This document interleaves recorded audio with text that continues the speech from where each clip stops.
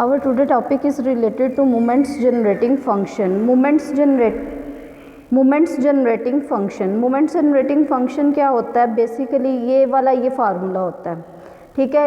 ये क्यों हम फाइंड आउट करते हैं? क्योंकि ये हमें कन्वीनियंट हो जाता है एक्सपेक्टेड वैल्यूज़ कैलकुलेट करने के लिए, वेरिएंस कैलकुलेट करने के लिए, स्टैंडर्ड डेविएशन कैलकुलेट करने के लिए। ये एक अल्टरनेटिव वे होता है हमारे पास।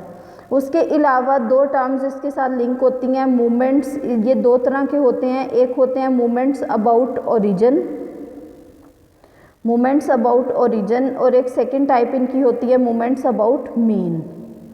ये दो ही जस्ट इनकी टाइप्स होती हैं। मोमेंट्स अबाउट ओरिजिन जो है वो कैलकुलेट करना हमारे लिए आसान होता है। मोमेंट्स अबाउट मीन जो है वो थोड़ा सा कैलकुलेट करना मुश्किल होता है। इन दोनों के दरमियान एक रिलेशनशिप भी एग्जिस्ट करता है, जिसके थ्रू अगर हमें मोमेंट्स अबाउट ओरिजिन पता है या फिर मोमेंट्स अबाउट मीन पता है तो हम सेकंड मोमेंट कैलकुलेट कर सकते हैं। इसका जो फार्मूला होता है मोमेंट जनरेटिंग फंक्शन को सिंपली mx ऑफ t से डिनोट करते हैं, ये जिस तरह सामने लिखा हुआ है। और ये किसके इक्वल होता है? Expected value of e raise to the power tx। अब e raise to the power t कहाँ से आया? ये वाला जो t है एज इट इज़ हमने लिख दिया, और x जो है वो इसके साथ लिख देना है। अगर यहाँ पे y होता तो यहाँ पे हम y लिख देते, अगर कोई और वेरिएबल होता तो उसके अकॉर्डिंग हम लिख देते। अब एक्सपेक्टेड वैल्यू ऑफ x का कैलकुलेट करने का फार्मूला आपने पढ़ा हुआ है कि अगर एक्सपेक्टेड वैल्यू ऑफ x हो तो वो सिंपली हो जाता है इज़ इक्वल टू ये वाला x लिखना है, उसके बाद इसी की आपने प्रोबेबिलिटी लिखनी है f ऑफ x, और फिर इन सबको ऐड कर देना है। अब यहाँ पे x की जगह पे e raise to the power tx है, तो इसकी जगह पे हमने e raise to the power tx लिख लिया, उसके साथ उसकी प्रोबेबिलिटी लिख दी और इन सब का समीशन ले लिया। x फ्रॉम 0 टू m कह लें या फिर n कह लें, कुछ भी कह लें, क्योंकि बायनोमियल डिस्ट्रीब्यूशन में जो है वो नंबर ऑफ़ ट्रायल्स जो हैं वो फिक्स होती हैं। नंबर ऑफ़ ट्रायल्स फिक्स करने का क्या मतलब है कि आपने जो एक्सपेरिमेंट आप कर रहे हैं वो आप फाइनाइट नंबर ऑफ़ टाइम्स के लिए करेंगे। अब जो बायनोमियल डिस्ट्रीब्यूशन होती है उसका जो मोमेंट जनरेटिंग फंक्शन होता है वो इसके इक्वल होता है हमेशा NCX। ये जो NX लिखा होगा जहाँ पे भी वो स्टैंड करेगा NCX। कम्बिनेशन के लिए आपको पता है इस तरह से भी लिख लेते हैं, P raise to the power x Q raise to the power n minus x। तो बेसिकली हम कैलकुलेट करना चाह रहे हैं moment generating function of binomial distribution, इसलिए हमने बायनोमियल डिस्ट्रीब्यूशन का प्रोबेबिलिटी डेंसिटी फंक्शन यूज़ किया। इसकी जगह पे इसकी f ऑफ x की जगह पे हमने इसकी वैल्यू लिख ली। अगर कोई और डिस्ट्रीब्यूशन होती तो फ़र्क क्या होता है कि उसके बायनोमियल उसके जो प्रोबेबिलिटी डेंसिटी फंक्शन में डिफरेंस होता है तो हम वो वाली वैल्यू लिख लेते हैं, लेकिन मेथड सबका सेम है। अब यहाँ पे देखें NCX ये हमने एज इट इज़ लिख दिया, उसके बाद ये p पावर x है, ये e raise to the power t power x है, तो हम इसको लिख सकते हैं p into E raise to the power t whole power x। Next है q power n minus x। अगर आप बायनोमियल थ्योरम को देखें, जब हम कहते थे a plus B power n जो है इज इक्वल टू होता है NCI a power i b power n minus i. अब हमारे पास ये वाली फॉर्म ऑलमोस्ट गिवन है, a और b की जगह पे यहाँ पे a की जगह पे p a raise to the power t है, b की प्लेस पे हमारे पास q पावर b की प्लेस पे q है, क्योंकि power n minus I already होती है। अब इस केस में i की जगह पे x है, a की जगह पे क्या है p e raise to the power t, और b की प्लेस पे हमारे पास q है। तो इसलिए इस एक्सप्रेशन में हमने a और b की जगह पे ये वाली वैल्यूज़ लिख दी और इस तरह से हमारे पास ये फॉर्म आ जाएगी। a की प्लेस पे p e raise to the power t हो गया, b की प्लेस पे q है वो हमने लिख दिया, होल पावर ये वेरिएशन n तक है तो n लिख दी। अब इसको हम q plus p e raise to the power t power n भी लिख सकते हैं। अब अगर हम यहाँ पे n इज़ इक्वल टू 1 ले लें तो अगर आपको याद हो तो बर्नौली डिस्ट्रीब्यूशन का जो मोमेंट जनरेटिंग फंक्शन बना था वो इस फॉर्म में था, उसकी पावर नहीं थी। इट मीन्स जो बायनोमियल डिस्ट्रीब्यूशन होती है वो बेसिकली स्पेशल केस होता है किसका? बर्नौली बर्नौली डिस्ट्रीब्यूशन जो है वो बायनॉमियल का स्पेशल केस होता है when n is equal to 1। तो इन दोनों के दरमियान ये रिलेशनशिप एग्जिस्ट करता है। नेक्स्ट है हमारे पास find first 4 moments about mean. About mean हमने क्या करने हैं, पहले 4 मोमेंट्स कैलकुलेट करने हैं। उसके लिए हम क्या करेंगे, जिस तरह स्टार्ट में हमने डिस्कस किया moments about mean and origin. Moments about origin जो हैं ये दोनों आपस में इंटरलिंक्ड होते हैं। मोमेंट्स अबाउट ओरिजिन कैलकुलेट करना हमारे लिए आसान होता है। मोमेंट्स अबाउट ओरिजिन होते क्या हैं, basically expected value of x पहला मोमेंट अबाउट ओरिजिन होता है, expected value of x square second होता है, एंड सो ऑन। इसी तरह से मूव करते जाएं तो हमारे पास मोमेंट्स अबाउट ओरिजिन आ जाते हैं। और एक और वे भी होता है कि अगर आपके पास मोमेंट जनरेटिंग फंक्शन गिवन है तो हम क्या करते हैं, सिंपली उसके डेरिवेटिव्स लेते जाते हैं at t is equal to 0 और उससे हमारे पास मोमेंट्स अबाउट ओरिजिन आ जाते हैं। जो मोमेंट्स अबाउट ओरिजिन होते हैं उनको म्यू आर डैश से डिनोट करते हैं, म्यू आर डैश से डिनोट करते हैं, ठीक है। और इसका फार्मूला किसके इक्वल होता है, हमें पता है कि पहला मोमेंट अबाउट ओरिजिन जो है ये इसका फर्स्ट डेरिवेटिव है, तो हम इसको लिख देते हैं d by D T into M X of T.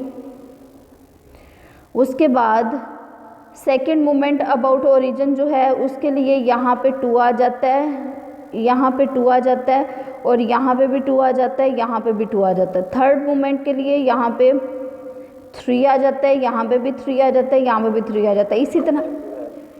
इसी तरह से अगर r मोमेंट्स अबाउट ओरिजिन की हम बात करेंगे तो mu R dash is equal to D power r over D T power r आ जाएगा एम एक्स ऑफ टी।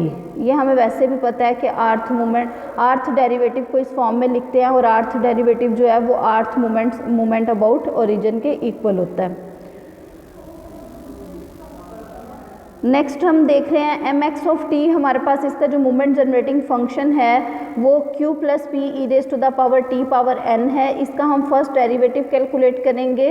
पहला मोमेंट अबाउट ओरिजिन कैलकुलेट करने के लिए at t is equal to 0, बाद में हम इसको रिप्लेस कर देंगे। इसी तरह से सेकेंड डेरिवेटिव कैलकुलेट करेंगे। जो डेरिवेटिव्स आपने कैलकुलेट करने हैं वो with respect to t calculate करने हैं। फर्स्ट डेरिवेटिव के लिए पावर रूल अप्लाई हो जाएगा और फर्दर डेरिवेटिव आ जाएगा। सेकंड के लिए क्या होगा, प्रोडक्ट रूल के साथ साथ पावर रूल भी अप्लाई होगा, ये आप इसको लिख सकते हैं, ठीक है। At t is equal to 0 जब हम फर्स्ट डेरिवेटिव को चेक करेंगे तो ये वाला p एन पी हमने ये कांस्टेंट है, इन पे तो कोई वेरिएशन नहीं आएगी। E raise to the power 0 1 के इक्वल आ जाएगा। उसके बाद q plus P E raise to the power t, ये भी 1 के इक्वल, तो q प्लस पी रह गया पावर n माइनस 1। अब जो बायनॉमियल डिस्ट्रीब्यूशन होती है उसकी एक प्रॉपर्टी होती है कि p और q का जो सम होता है वो हमेशा 1 के इक्वल आता है। p plus Q is equal to 1 होता है। p इसमें क्या होता है, इवेंट के होने की प्रोबेबिलिटी होती है, q जो है वो इवेंट के ना होने की प्रोबेबिलिटी होती है। तो हमें पता है टोटल प्रोबेबिलिटी हमेशा 1 के इक्वल आती है। हमने ये रिजल्ट भी किया हुआ है, probability of a plus probability of a complement is equal to 1, या फिर हमने ये किया हुआ है probability of a complement is equal to 1 minus probability of a, ये इस फॉर्म में आ जाती है। तो q प्लस पी की जगह पे हमने 1 लिख दिया, 1 रिप्लेस कर दिया। इट मीन्स एन पी किसके इक्वल आ गया हमारे पास, एन पी 1 की जो भी पावर लेंगे वो 1 ही रहता है। तो ये फर्स्ट मोमेंट आ गया अबाउट ओरिजिन। अगर आपने देखा हो तो बायनॉमियल डिस्ट्रीब्यूशन का जो मीन होता है वो भी एन पी के ही इक्वल होता है। बायनॉमियल का जो मीन होता है that is also equal to N P. तो यहाँ से हमें ये पता चला कि जो फर्स्ट मोमेंट अबाउट ओरिजिन होता है वो हमेशा मीन के इक्वल होता है। नेक्स्ट हमने सेकेंड डेरिवेटिव लिया, at t is equal to 0 replace किया, ये सेकेंड डेरिवेटिव है, N P as it is लिख दिया। q plus P power q plus P 1 के इक्वल है पावर n माइनस 1, और ये 1 ये भी 1 हो गया, और प्लस ये वाला p ये n माइनस 1 ये 1 हो गया हमारे पास, और ये जो है ये 1 की पावर हो गया। तो ये एक्सप्रेशन इस फॉर्म में आ जाएगा।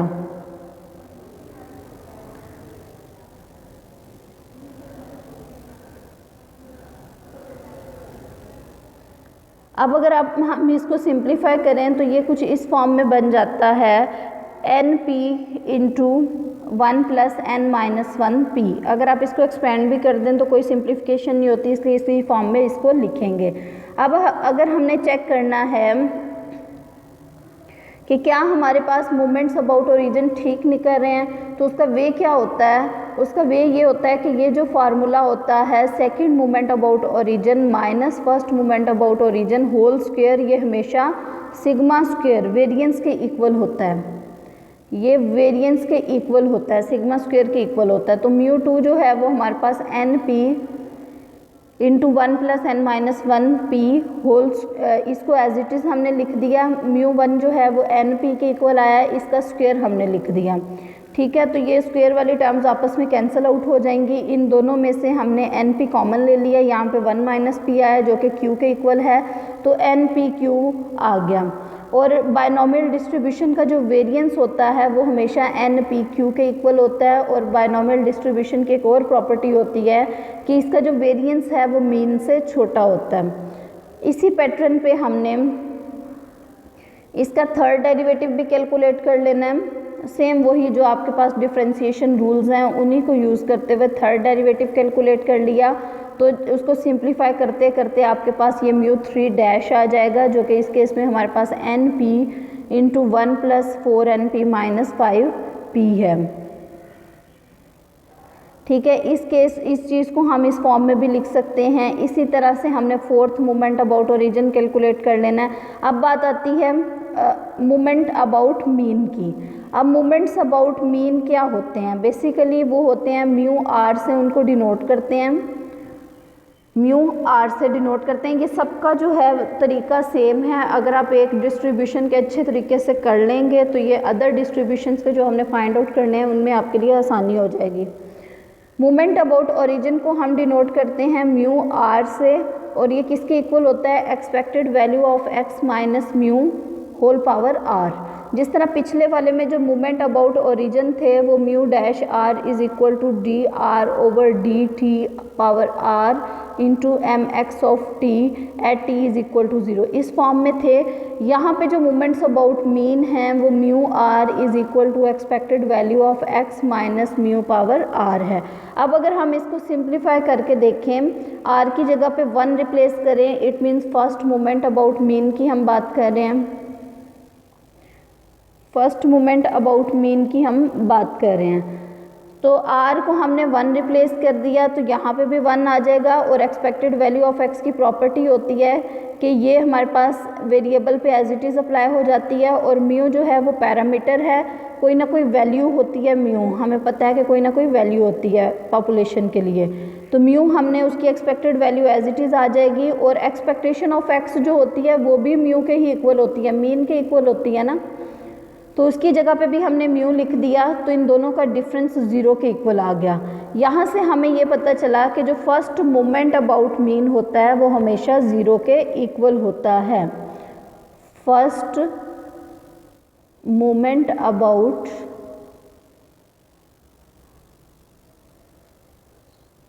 About mean is always equal to 0, ये हमेशा 0 के इक्वल होता है। अब हमने second moment about mean calculate करना है, तो r की जगह पे हम 2 ले लेंगे। r की जगह पे हमने 2 ले लिया।